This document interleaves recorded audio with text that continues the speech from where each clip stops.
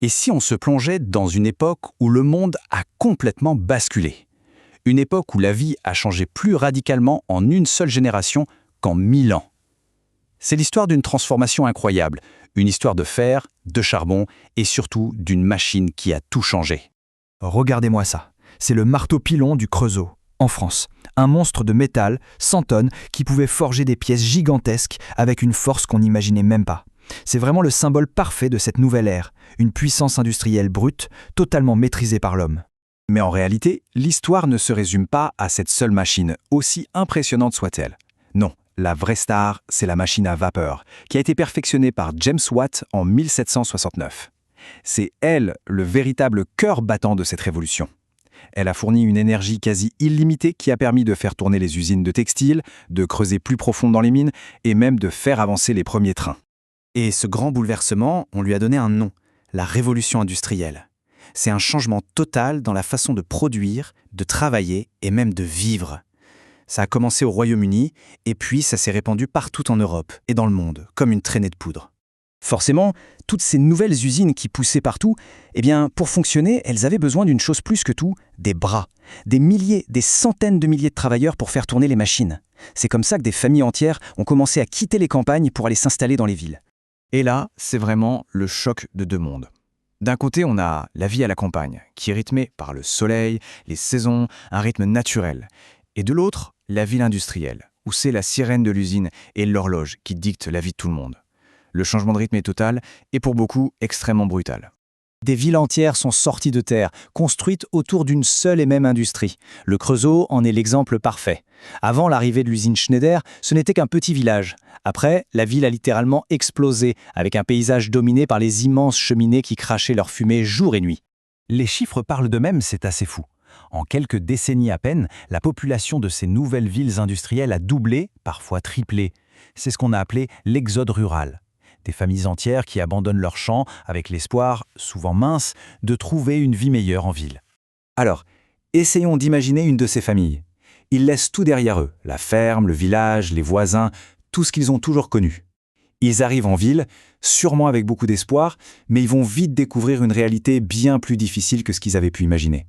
12 à 15 heures, voilà ce que représentait une journée de travail normale. 12, 13, parfois même 15 heures par jour, et ça 6 jours sur 7. Pas de week-end comme on le connaît, pas de vacances, c'était un rythme absolument épuisant, entièrement dicté par la machine qui, elle, ne s'arrêtait jamais. Et il ne fallait pas croire que seuls les hommes travaillaient, loin de là. Pour qu'une famille puisse à peu près s'en sortir, tout le monde devait y passer. Les hommes, les femmes et même les enfants. Oui, dès leur plus jeune âge, on les envoyait travailler dans les usines ou dans les mines, dans des conditions hyper dangereuses, sans la moindre protection. À l'intérieur de l'usine, la discipline était militaire. Ce règlement du Creusot le montre bien. Le moindre retard, la plus petite erreur, et hop, la paye de la matinée sautait. Et si ça se reproduisait, c'était la porte. La peur de perdre son travail était absolument constante. Et une fois la journée de travail terminée, la vie n'était pas plus simple. Les familles s'entassaient dans des logements minuscules. Souvent, c'était une seule pièce pour tout le monde, sans eau courante, dans des quartiers où l'hygiène était déplorable et où les maladies se propageaient à une vitesse folle. Ce budget d'une famille de mineurs de 1914, il nous dit tout. Regardez bien, plus de la moitié du revenu partait juste pour se nourrir. Une fois qu'on avait payé le loyer, le chauffage et les quelques vêtements, il ne restait quasiment plus rien. Rien pour les loisirs, rien pour l'éducation, et surtout rien à mettre de côté en cas de maladie ou d'accident. Mais attention, face à cette misère et à ce sentiment d'injustice, les ouvriers ne sont pas restés sans rien faire. Petit à petit, l'idée de se révolter a commencé à germer. Les gens ont commencé à refuser de subir ces conditions sans rien dire. Et leur arme la plus efficace, ça a été la grève. C'était un risque énorme, bien sûr, parce que sans travail, pas de salaire, donc pas de quoi manger. Mais en s'arrêtant de travailler tous ensemble, ils pouvaient bloquer toute la production et forcer les patrons à enfin les écouter. Et c'est là qu'on voit naître les syndicats. Les ouvriers ont compris un principe tout simple, l'union fait la force. En se regroupant, leurs paroles avaient beaucoup plus de poids pour négocier de meilleurs salaires, des journées de travail moins longues et un peu plus de sécurité. Et toutes ces luttes, ils ont fini par payer. Ça a pris beaucoup de temps, des décennies de combat, mais petit à petit, les premières grandes lois sociales ont été votées. Le travail des enfants a été un peu limité, le droit de grève a été enfin reconnu et les syndicats ont été autorisés. C'était de vraies victoires historiques. Au final, on appelle un siècle, la révolution industrielle a complètement redessiné la carte du monde. Plus rien n'allait être comme avant. Alors, quel est l'héritage que cette période nous a laissé ? On a vu naître les grandes villes modernes et une société divisée en deux. D'un côté, la bourgeoisie, celle qui possède les usines et le capital, et de l'autre, la classe ouvrière, le prolétariat, qui n'a que sa force de travail pour vivre.